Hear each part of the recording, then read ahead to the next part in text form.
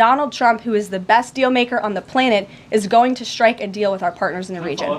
The White House press secretary, Karoline Leavitt, stated that President Donald Trump is not committing to deploying U.S. troops to Gaza. He did not rule out American troops in Gaza last night. Are you doing that now? I am saying that the president has not committed to that just yet. He has not made that commitment, and you know that. On Tuesday, Trump suggested that the U.S. would take over the Gaza Strip. The U.S. will take over the Gaza Strip. Leavitt explained that the U.S. needs to be involved in Gaza's rebuilding efforts to ensure stability in the region. The United States needs to be involved in this rebuilding effort to ensure stability in the region for all people. But that does not mean boots on the ground in Gaza. It does not mean American taxpayers will be funding this effort. She highlighted that President Trump, known as the best deal maker, intends to strike a deal with regional partners.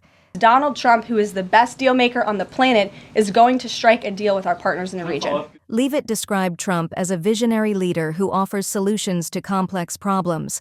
President Trump is an outside-of-the-box thinker and a visionary leader who solves problems that many others, especially in this city, claim are unsolvable. On Tuesday, Trump announced plans for a long-term ownership position in Gaza to promote regional stability. I do see a long-term ownership position, and I see it bringing great stability to that part of the Middle East and maybe the entire Middle East. He stated that the U.S. would dismantle unexploded bombs and other dangerous weapons in the area. And we will do a job with it, too. We'll own it and be responsible for dismantling all of the dangerous unexploded bombs and other weapons on the site, level the site and get rid of the destroyed buildings, level it out, create an economic development that will supply unlimited numbers of jobs and housing for the people of the area. Trump asserted that all Palestinians would be removed from Gaza as part of the plan. We are working very hard. So far, it's been moving along fairly rapidly, pretty much on schedule. I'd love to have them all out at one time. Leavitt clarified that the removal of Palestinians would be temporary during the rebuilding process. Palestinian refugees temporarily so that we can rebuild their home. She stated that Trump and his team are working with regional allies to finalize the next steps. The president and his team are talking with our allies in the region to consider next steps. Leavitt described Gaza as currently unlivable for human habitation.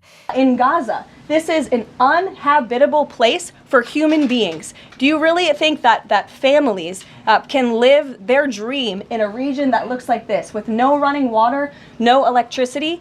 And the special envoy to the president, Steve Witkoff, recently traveled to Gaza, as you all know. And he came back with images that he showed the president of the dire situation here. And the president made this decision with a humanitarian heart for all people in the region. The U.S. proposal to take over Gaza has faced significant backlash.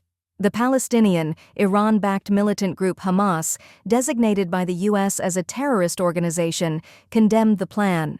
A senior Hamas official described Trump's plan as a crime against humanity. Trump's statements also left many Democratic lawmakers in shock. Senator Chris Coons described the proposal as insane. He expressed doubt that Gaza would welcome American troops or see any positive outcomes from such a move. Some Republican lawmakers expressed concerns regarding the proposal. Senator Lindsey Graham acknowledged the potential challenges but remained open-minded.